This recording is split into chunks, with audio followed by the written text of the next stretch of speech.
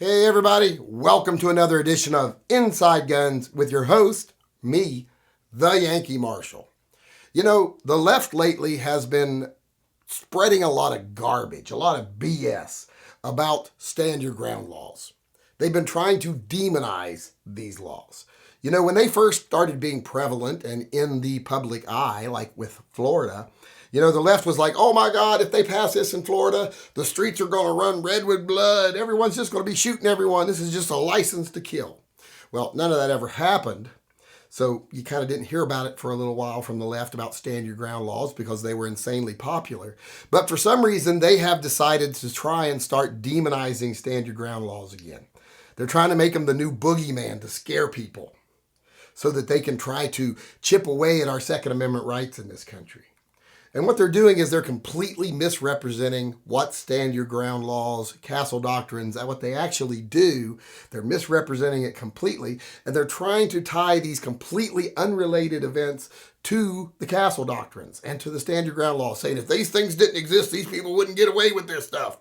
You know, like that old man who shot that young boy who rang his doorbell by mistake. They're trying to say, oh, he'll get away with it because of the castle doctrine. Well, I doubt it because the castle doctrine doesn't protect him in any way like they're trying to portray it does.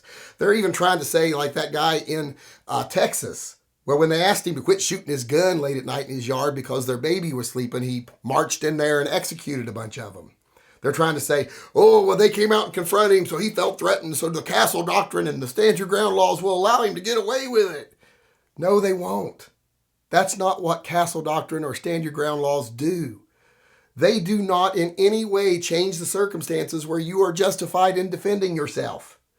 If you choose to defend yourself, you still had to have made a decision that a reasonable person would make under a condition where they would reasonably believe they were in danger.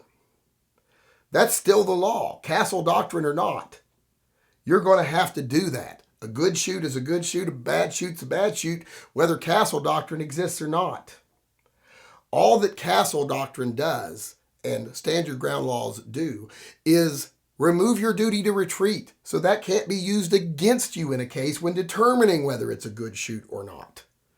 If you defend yourself against someone who comes to your doorstep or comes in your yard, you're still going to have to portray a situation to the jury where you reasonably felt you were in danger, even if castle doctrine exists or stand your ground is in your state, which it is in most states now. You're going to have to justify that if you're charged. If it's very clear it wasn't your issue, you didn't do anything wrong, well, then you won't even be charged if you have a right to stand your ground. Now, the reason that castle doctrine is so important and stand your ground laws are so important is because of a duty to retreat that a lot of states used to have. Several states still have. I think it's like 15 states still have laws on the books, like New York. It's mostly a Northeast thing, where a bunch of do-gooder leftists, I guess for some reason, decided, you know what would help stop crime? If we could stop criminals from getting hurt by all these people they're attacking. You know, they keep attacking people who defend themselves and they get hurt. We got to stop that. So they pass these laws saying if someone attacks you, you can't defend yourself if you can get away. You have to try to get away first.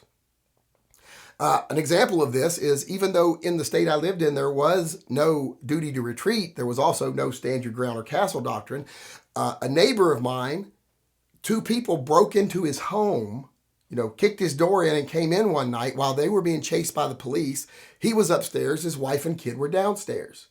He heard what was going on. He grabbed a golf club, of all things. I guess that's what he had at hand to defend himself. Went downstairs and proceeded to pretty badly beat one of the guys. The other guy jumped out a window and ran away and got picked up by the police, but he beat one of them pretty good with a golf club. And then an overzealous prosecutor tried to charge him, saying that the room he was in upstairs had access to an outside deck, which had access to the backyard, so he could have easily gotten away.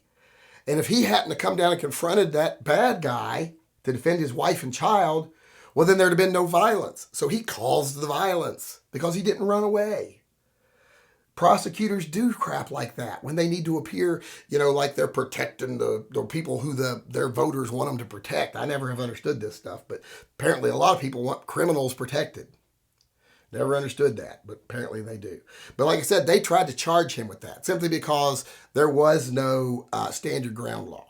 Now, luckily, court precedent and everything had said that even though it doesn't exist on paper, it's still a thing in the state. So he ended up getting off, not getting in any trouble. But the very fact he had to go to court over it simply because he didn't run away. I guess their thinking is, these guys who broke in while being chased by the cops, they're usually reasonable, nonviolent people. So he was the problem, the homeowner that defended himself. That's the kind of crap you face when there's a duty to retreat. Like if you're standing on a street corner and someone comes running at you with a machete and you draw your gun and fire because that guy's obviously going to try to kill you in a duty to retreat state, if they can even show that, hey, you had open field all the way around you, you could have just ran away and he probably wouldn't have kept chasing you. He was just going after you because you were the closest person. If you'd have ran away, you'd have been totally fine. They can use that as a reason to charge you. That's ridiculous. That's what stand your ground laws do. They simply remove that duty to retreat, that ridiculous idea that if someone attacks you, your first effort has to be to flee because you can't harm them until you try to get away first. They have to corner you before you can actually defend yourself. And that is a ridiculous idea. Especially if someone's running at you, like I said, with a machete and you turn around to run, you've just put your back to someone who might be a lot faster than you and has a weapon. It's ridiculous. The whole idea is ridiculous. And having to fight that in court or worry about that if you actually have a good shoot and defend yourself.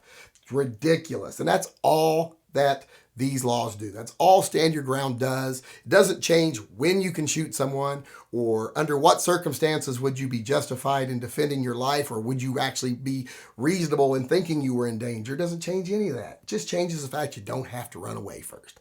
It gets rid of the duty to retreat. The duty to retreat is a stupid, ridiculous law that makes no sense anyway. So we shouldn't even have to have stand your ground laws because that should just be common sense.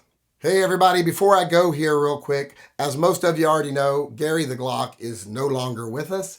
He met his unfortunate end recently after picking a fight with some things he should not have picked a fight with. If you watched my video Monday, you know exactly what I'm talking about. Well, since he has passed, some people have asked me, a lot of people actually, like 5. That's a lot to me, 5 people. 5 people hardly ever talk to me, much less ask me the same thing. They've asked, are we going to do anything in memorial of Gary? Is there going to be like a special shirt or design or anything?